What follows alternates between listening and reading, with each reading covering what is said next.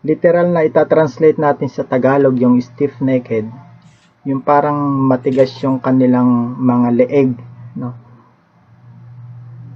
Gusto ng Diyos na ituon yung kanilang mga leeg, yung kanilang mga paningin sa tamang direksyon, pero patuloy pa rin po silang lumilingon doon sa kanilang pinanggalingan. Yung katotohanan iyon ay hindi naman talaga nagbago sa panahon natin ngayon. Yung katotohanan ng ang mga tao ngayon ay katulad ng mga Israelita na matitigas yung ulo, stiff-necked people. Marami pong mga mananampalataya ganyan, o karamihan po sa mga mananampalataya yung matitigas ang ulo. Kapag usapan po natin ngayong umaga ang buhay ng pagiging masunurin, hinango po natin ang ating mensahe sa unang Pedro chapter 1 verse 2. So ano ba yung ibig sabihin ng pagsunod? Sa Old Testament, kung tutukuyin po natin, titingnan po natin yung meaning ng pagsunod is to listen, to hear, to keep, to guard, to observe, and to live out. Yun po sa Hebrews, o pagkakasalin sa salitang Hebreo. Sa Septuagint naman po, to listen and to guard. So may pagkakatulad po, pagkakapareho po. At sa New Testament Greek, to submit and to comply.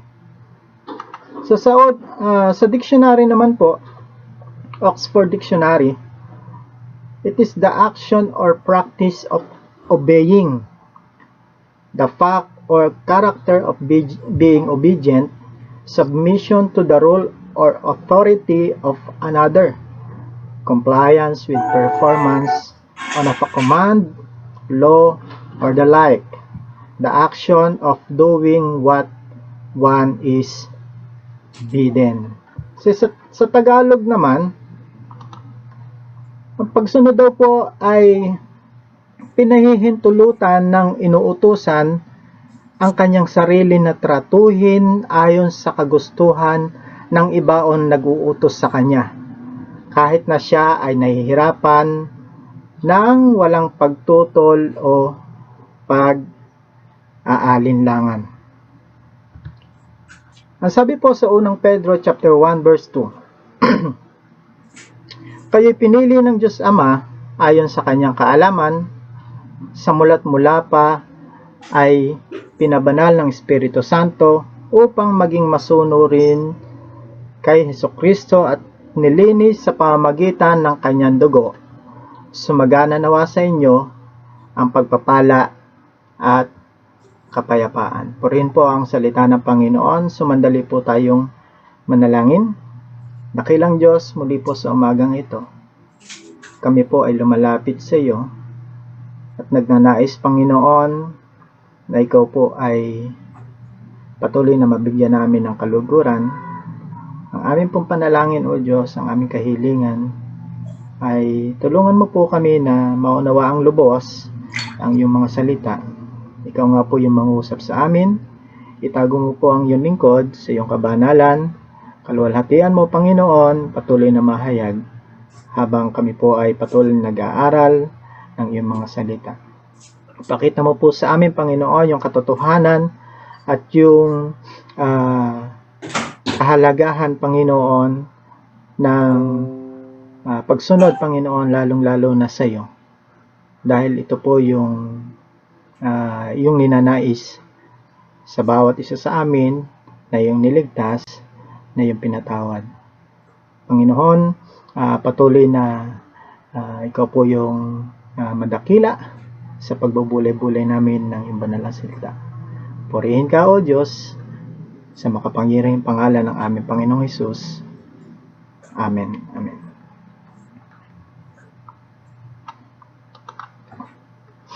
So pag-aralan po natin ang buhay ng pagiging masunurin.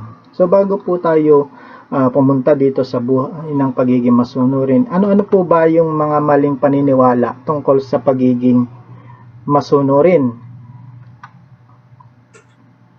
Meron pong mga maling paniniwala patungkol sa pagiging masunurin. Una, sa paggawa ng mabuti.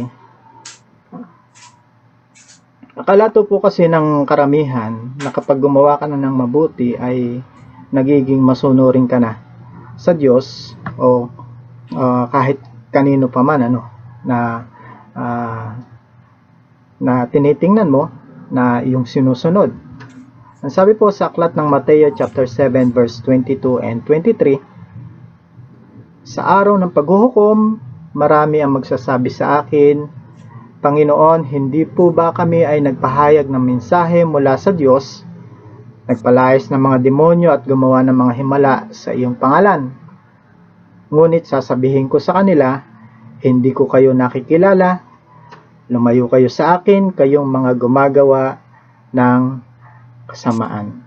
So, yung Christian obedience po, sabi po ng meron po nagsabi hindi kilala, Christian obedience will certainly result in good. However, it envisions more than goodness.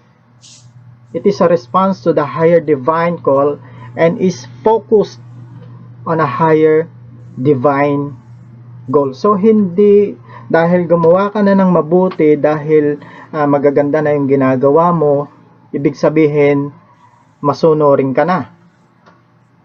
Ang sabi po ni C.S. Lewis sa kanyang libro, pinamagatang Mere Christianity.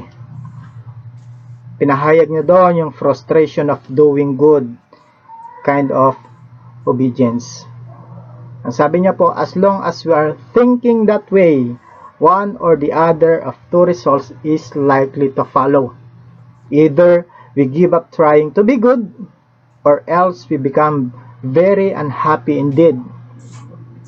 For make no mistake, if you are really going to try to meet all the demands made on the natural self, it will not have enough left over to live on.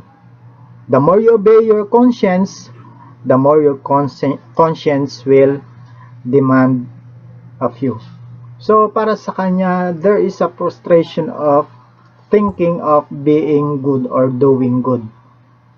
Dahil ito yung paniniwala na kapag gumawa ka na ng mabuti, ay nagiging masunuring ka na o isa ka ng masunuring tao. Just like we have studied last week, pinag-aralan natin yung ginawa ni Haring Saul nung kanilang nagapi o tinalo yung mga Amalekita. Ano yung ginawa nila? Pagkatapos na mapatay yung mga Amalekita at bihagin yung kanilang hari na si Agag, ay kinuha nila yung mga matatabang hayop, yung tupa, yung baka, at dinala doon sa Carmelo para ihandog sa Diyos.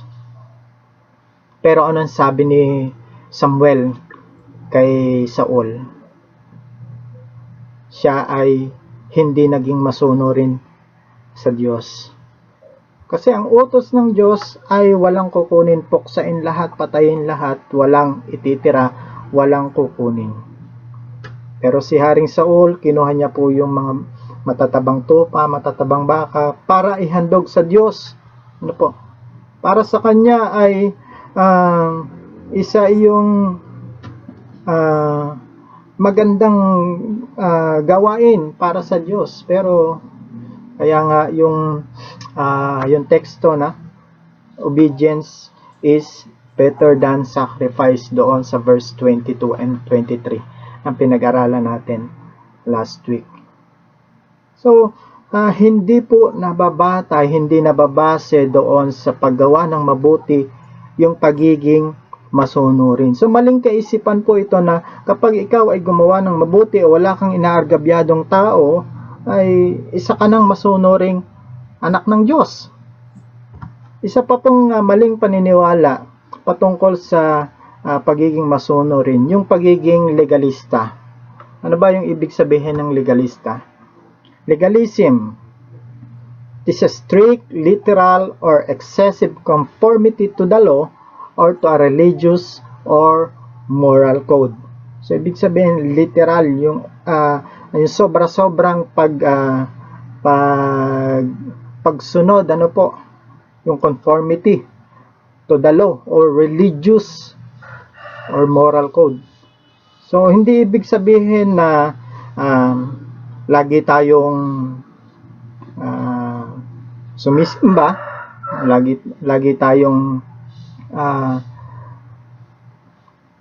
tayong makikita sa panahon natin ngayon, lagi tayong nakikisa sa online streaming, ay masunurin na tayo. Hindi yun yung basihan ng pagiging masunurin para sa Diyos, ano po.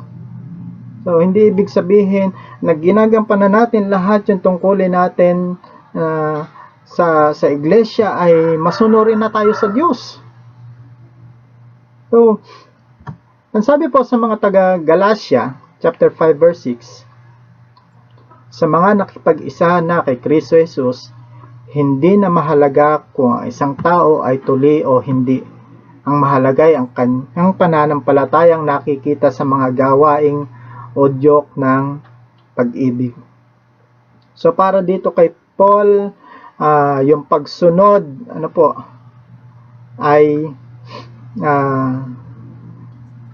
nanggagaling doon sa iyong pagmamahal sa Diyos dahil nananampalataya ka sa Kanya.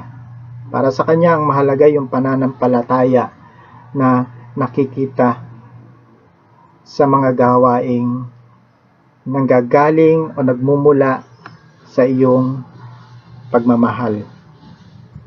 Sabi pa rin po ng ating Panginoong Hesukristo in John 14 verse 15, kung iniibig ninyo ako, tutuparin ninyo ang aking mga itinuturo. So, Jesus Christ is looking for us to obey yung kanya pong mga teachings. Sabi po dito ng Panginoon, tutuparin. So, parang nangako ka, no? Yung pledge of allegiance mo sa Panginoon nung ikaw ay nanampalataya sa Kanya, isinuko yung buhay sa Kanya. So, nagpapakita na sumumpa ka sa Diyos na siya ay iyong susundin. Kaya ang sabi ng Panginoon dito, tutuparin ninyong aking mga itinuturo. So, yun po yung katotohanan na noon pong tayo ay tumanggap kay Jesus bilang Panginoon at sariling tagapagligtas, hindi man natin sinabi literally, nangangako ako, nanunumpa ako na nasusunod sa Panginoon, pero yun po yung katotohanan. Kaya nga po sabi ng Panginoon, kung iniibig nyo ako, tutuparin ninyo ang aking mga tinuturo. Ito po yung sinasabi ni Paul kanina, na yung pananampalatayang nakikita sa mga gawaing udyok ng pag-ibig.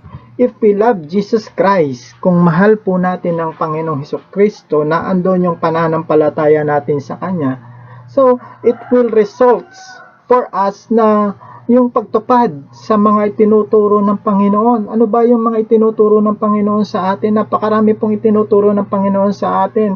Ever since na tayo po ay naging mananampalataya, ang dami na nating narinig na mga aral mula sa Panginoon, and ang katotohanan, ang nakakalungkot, sa dinami-dami ng ating naririnig, sa dinami-dami ng ating mga napakinggan, sa dinami-dami ng mga mensaheng dumaan, ano po, sa ating mga tenga,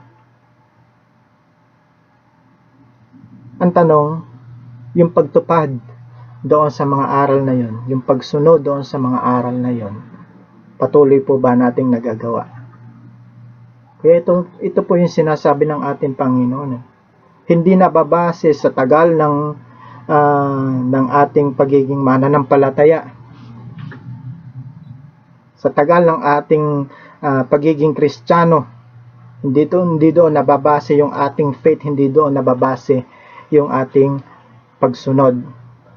Hindi nababase kung gaano nakarami yung yung naipunta nating oras o araw sa iglesia. Hindi nababase doon sa dinami-dami ng ating mga ginawang activities o programa o dinaluhang activities o programa, yung pagiging masunurin natin sa Panginoon. Mali pong paniniwala yon patungkol sa pagiging masunurin. So, ano po ba yung Kristiyanong pagsunod? Pag sinabi po natin Kristiyanong pagsunod, ito po ay pagsunod sa Diyos ng Biblia. Kung sino po yung Diyos ng Biblia sa panahon ni Eva at ni Adan, sa panahon nila Noah, sa panahon nila Abraham, Isaac, Jacob, mga patriarka, yung mga judges, yung mga hari sa Old Testament, yung mga propeta sa Old Testament. Kung sino po yung Diyos nila doon, the same God sa New Testament, iyon din po yung Diyos na dapat sundin natin ngayon. Iyon po yung Kristiyanong pagsunod. Ang sabi po ng ating Panginoon, yan, sa pamamagitan ni Juan po, ngunit ang tagapagtanggol, ang Espiritu Santo na isusugo ng Ama sa pangalan ko, ang siyang magtuturo sa inyo ng lahat ng bagay at magpapaala-ala ng lahat ng sinabi ko sa inyo. So merong susi, ano po, para tayo ay makasunod sa Panginoon. Sino po yon? The Holy Spirit. Yun po yung pangako ng Panginoong Hesus eh. Ang Espiritu Santo na isusugo ng Ama sa pangalan ko, ang siyang magtuturo sa inyo ng lahat ng bagay at magpapaala-ala ng sinabi ko sa inyo. So, ang magiging tanong na lamang po dito ay, are we inaalaw po ba natin o hinahayaan ba natin ng Espiritu Santo na turuan tayo, na paalalahanan tayo sa lahat ng mga tinuro ng ating Panginoon simula nung tayo po ay naging mananampalataya? O baka naman dahil nagkaroon ng pandemic, nakalimutan na natin and hindi natin hinahayaang i-remind tayo ng banal na Espiritu doon sa mga katotohanan yun, na tayo ay parang nalugmok na doon sa sitwasyong kinakaharap natin ngayon. So, parang hindi na tayo open for reminders. Nawala ng lahat yung ating mga natutunan, nawala na rin yung pagiging mananampalataya natin.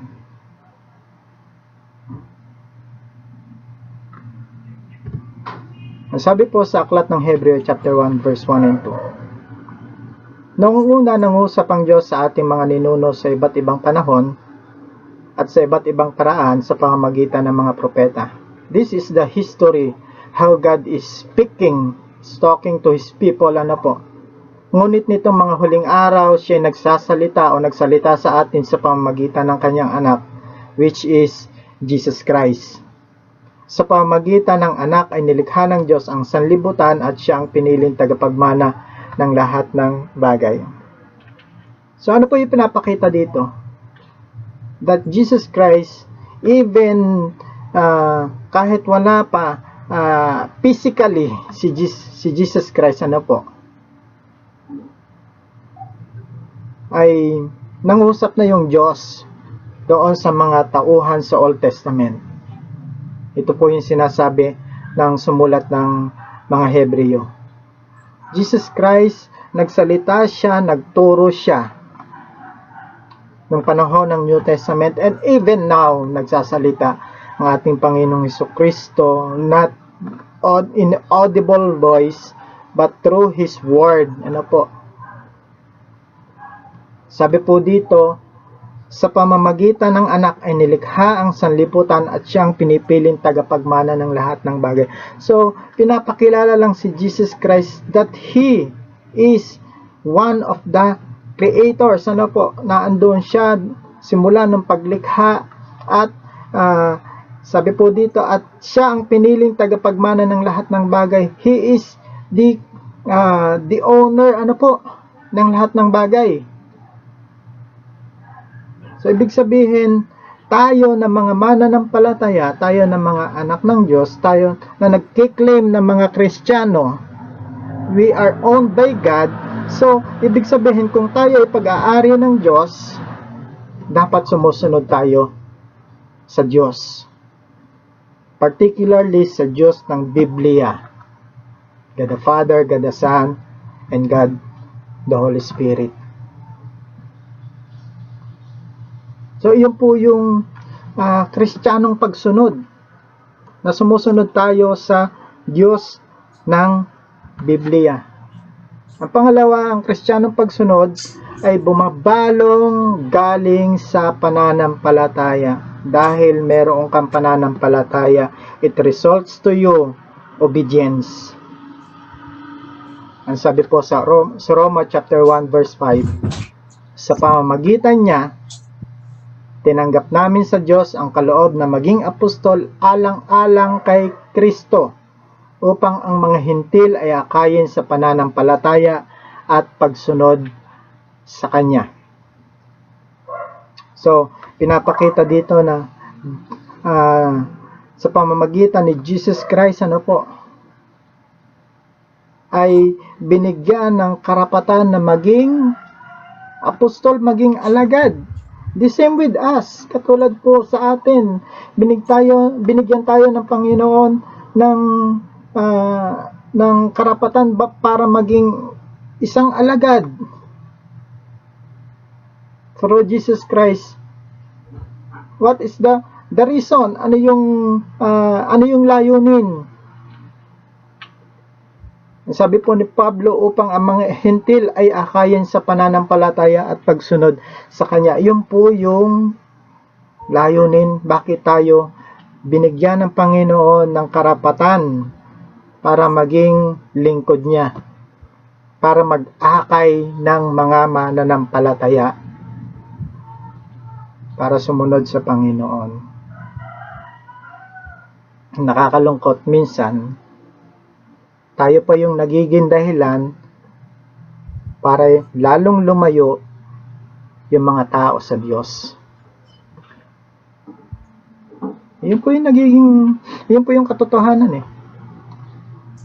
na hindi na natin nagagampanan na mag-akay ng tao para manampalataya sa Diyos. At ang masakla pa, tayo po yung nagiging dahilan para hindi lalo sila sumunod at magtiwala sa Diyos. So, ito po yung issue ng pananampalataya. Dahil nawawala po yung pananampalataya natin, ay hindi na natin nagagampanan yung tungkulin natin bilang taga-akay ng mga ligaw na kaluluwa palapit sa Panginoon, para sila ay makasunod din sa Diyos. So, ito po yung hindi po natin mailalayo doon sa sa pangunguna ng Banal na Espiritu, yung pananampalataya. Dahil meron tayong Banal na Espiritu, o nililid tayo, nire-remind tayo ng Banal na Espiritu. So, nag-works yung faith natin sa Panginoon. So, konektado po yan Kung hindi nag-work yung Banal na Espiritu ng Diyos sa ating buhay, then yung pagiging lingkod natin, yung faith natin ay hindi natin na may papakita, hindi natin ma-exercise. At kapag hindi po natin na-exercise yung faith natin through the leading of the Holy Spirit, ito po yung mangyayari sa atin, negative. Hindi natin maaakay yung mga tao sa pananampalataya sa ating Panginoong Kristo, and then hindi rin magre-resulta ng pagsunod sa Kanya. So, kaya kailangan tayo muna.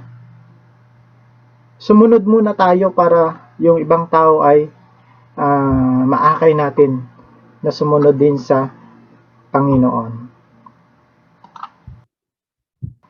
Sabi pa rin po sa Hebrew chapter 11 verse 8, ginawa pong halimbawa si Abraham dahil sa pananampalataya sa Diyos, sumunod si Abraham nang siya'y utusan ng Diyos upang pumunta sa isang lupaing ipinangako sa kanya. Sumunod nga siya kahit hindi niya alam kung saan siya pupunta. Hindi po madali yung ginawa po ni Abraham. Hindi madali yung ipinagagawa ng Diyos kay Abraham. Wala siyang alam doon sa lugar na pupuntahan niya. Pero ano yung ginawa niya? Sumunod siya sa Diyos nang siya ay utusan. Dahil nananampalataya siya sa Diyos. So, hindi po madali yung pagsunod sa Diyos. Pero, magagawa kahit hindi madali. Ang kailangan lang meron tayong pananampalataya katulad ni Abraham. So kailangan bumabalong yung pananampalataya sa atin para po tayo makasunod sa Diyos. In verse 17, nang subukin ng Diyos si Abraham, pananampalataya din ang nag-udyok sa kanyang ialay si Isaac bilang handog sa Diyos. Buong puso niyang inihandog ang kaisa-isa niyang anak. Ito po yung sinasabi natin kanina. Hindi madali. It is not easy to obey God, but we can. Kaya nating sumunod sa Diyos. Kailangan lang na e-exercise natin yung ating faith sa Kanya. Dahil alam natin, if God, kung tayo ay uutusan ng Diyos, para sa kabutihan natin yon, para sa ikaayos natin yon, dahil meron siyang napakagandang plano para sa ating lahat.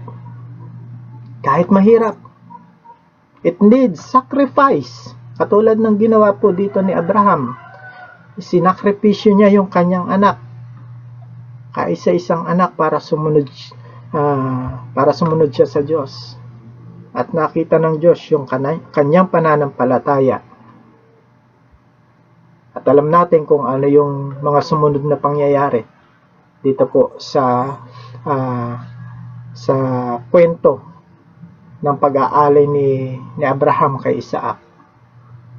So kailangan makitaan tayo ng Diyos ng pananampalataya para tayo ay buong pusong makasunod sa Kanya kahit napakahirap man yan. Sabi po ni Pablo sa mga taga-Filipos, chapter 2, verse 12 and 13, kaya nga, mga minamahal, tulad ng inyong buong pusong pagsunod nung ako'y kasama pa ninyo, lalo kayong maging masunuring ngayong ako'y malayo sa inyo. Pagsumikapan ninyong maging ganap ang inyong kaligtasan ng may lubusang paggalang at pag-ibig sa Diyos, sapagkat ang Diyos ang kumikilo sa inyo upang inyong naisin at isagawa ang kanyang kalooban. So parang naaangkop po sa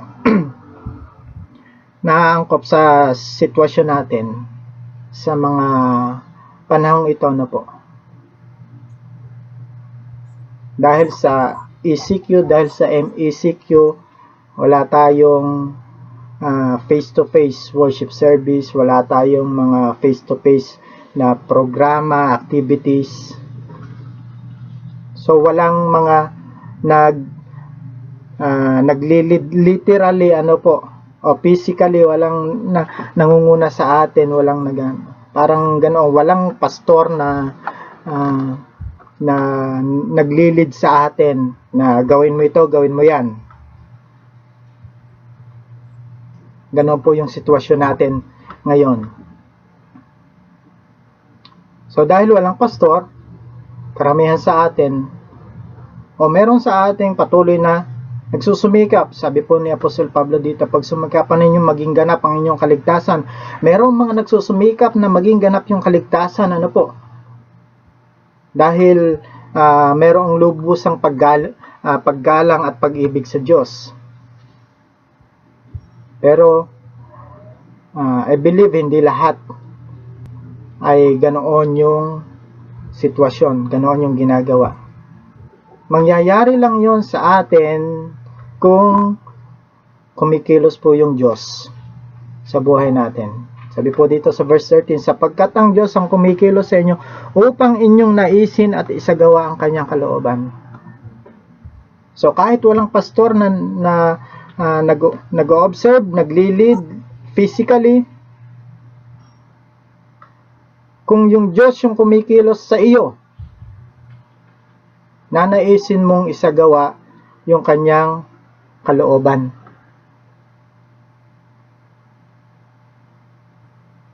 So wag nating iasa lahat sa pastor, wag nating iasa lahat sa leader, dahil hindi sa lahat ng pagkakataon na andyan yung pastor, na andyan yung leader.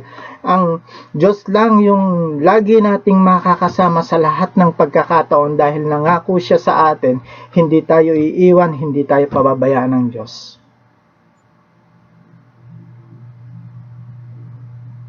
So hayaan natin kumilos yung Diyos sa buhay natin para ito ay magresulta ng pagnanais, pagnanasa, naggumawa o isagawa yung kanyang kalooban. Kahit na nandito tayo sa gitna ng MECQ o ng ECQ o ng pandemyang ito. Ang Kristiyano pagsunod po ay isang pagiging alipin o lingkod ng Diyos. Ang sabi po dito sa Roma chapter 6 verse 16 to 23, basahin ko po sa inyo.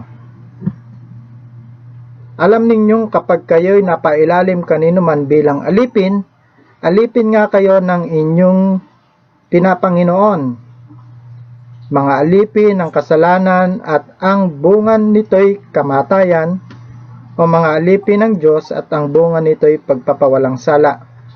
Ngunit salamat sa Diyos, sapagkat kayong dating mga alipin ng kasalanan ay naging masunod rin sa aral na tinanggap ninyo. Pinalaya na kayo sa kasalanan at ngayon mga alipin na ng katuwiran. Nagsasalita ako sa karaniwang paraan para madali ninyong maunawaan kung paanong ipinalalim ninyo ang inyong sarili sa karumihan at sa kasamaang palala ng palala. Ngayon na may ihandog ninyo ang inyong sarili sa katuwiran sa ikapagiging banal ninyo. Noong alipin pa kayo ng kasalanan, hindi kayo saklaw ng katuwiran. Ngunit ano nga ang napala ninyo sa mga bagay na iyon na kinahihiya ninyo ngayon? Ang kinauuwian ng mga ito ay kamatayan. Ngunit ngayong pinalaya na kayo mula sa kasalanan at mga alipin na ng Diyos, ang natamo ninyo'y kabanalan at ang kauwi ay buhay na walang hanggan. Sapagkat kamatayan ang kabayaran ng kasalanan, ngunit ang kaloob ng Diyos ay buhay na walang hanggan sa pamamagitan ni Kristo Jesus na ating Panginoon. So dito po si Pablo ay nagpapaalaala, pinapakita po ni Pablo yung kalagayan ng mga mananampalataya, before and after. Ang sabi niya po dito ay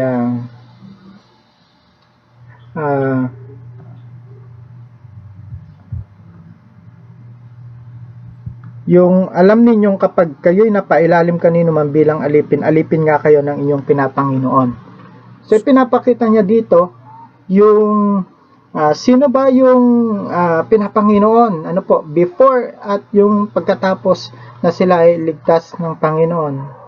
Sabi po dito ni Apostol Pablo, dati kayo alipin ng kasalanan, alipin ng pagiging makalaman, pagiging marumi, ano po?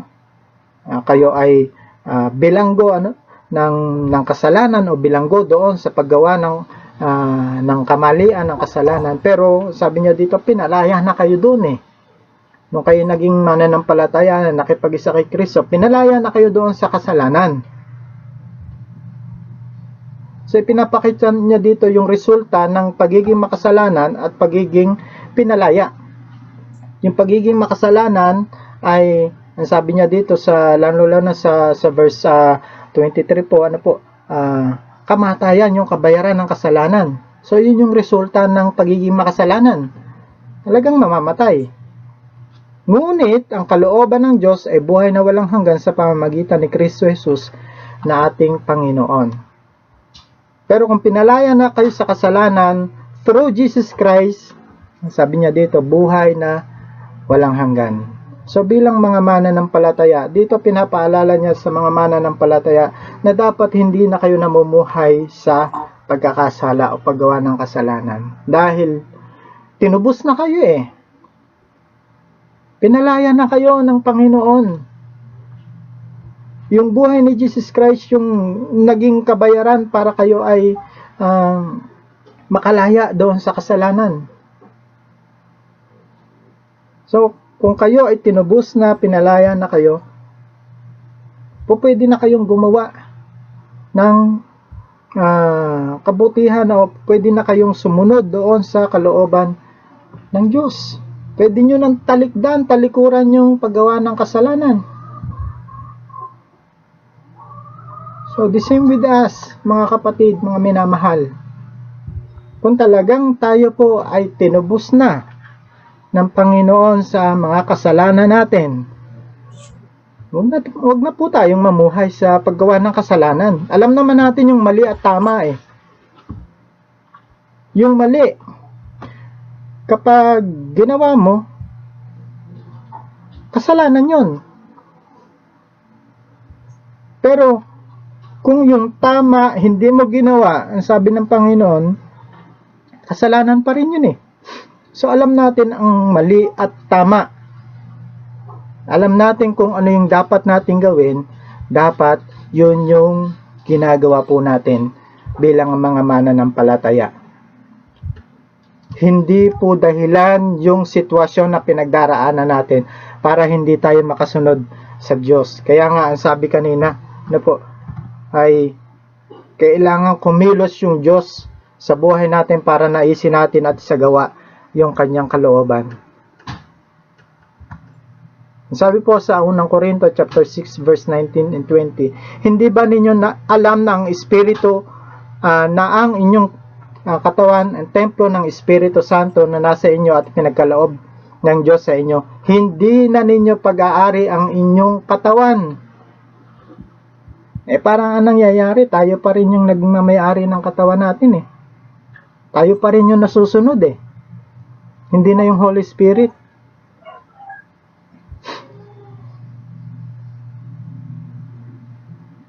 Yun po yung katotohanan sa mga sitwasyon po natin ngayon. We are not allowing the Holy Spirit na pangunahan tayo, na naariin, na angkinin tong katawan natin. Na siya yung manahan dito sa katawang to. Dahil ito ay templo ng banal na Espiritu. Ito po ay pinagkaloob na ng Diyos sa bawat isa sa atin. So hindi na po natin pag-aari yung ating katawan, kundi pag-aari na ito ng Diyos at ng banal na Espiritu. So kailangan yung banal na Espiritu yung magdadirect sa katawan natin, sa buhay natin kung ano yung dapat natin gawin. Hindi yung nakita lang natin na na ipinost na, oh, may liquor ban. Galit na agad tayo.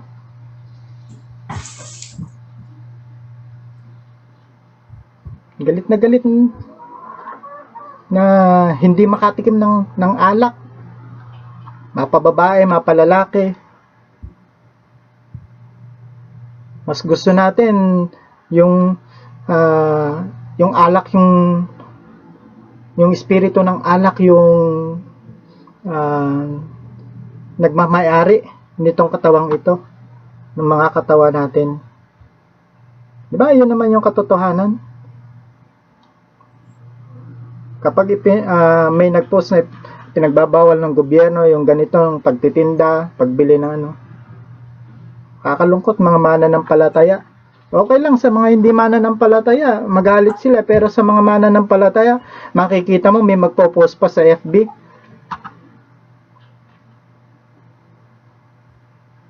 Di ba tayo nahihiya kapag ganoon? Pag-aralan nyo yung patungkol sa alak, dito napakaraming verse patungkol sa alak, paglalasing, lalong-lalo na.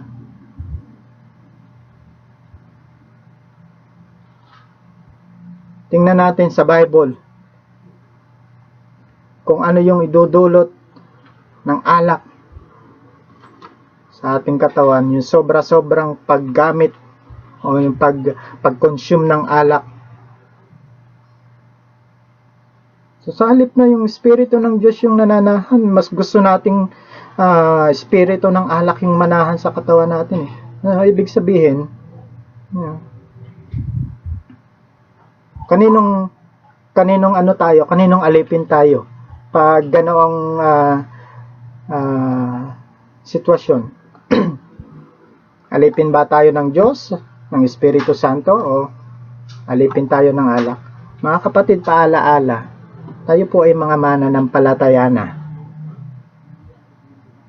Hayaan po natin ng Espiritu Santo yung mag-direct ng buhay natin, at wag yung kung anong espiritong o ibang espiritu yung mag-direct ng buhay natin.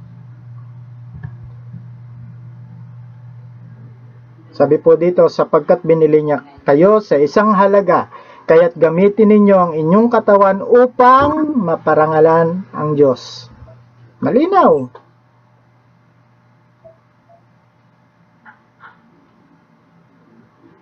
Sino dapat yung napararangalan sa pamamagitan ng paggamit natin sa katawang ito? Dapat yung Diyos yung napararangalan. Hindi yung dahil inimbita tayo sa isang handaan, talagang magpapakalanguna tayo para bigyan ng kasiyahan yung nag-invite sa atin. Mga kapatid, take note, mananampalataya ka, ikaw nagsabi niyan.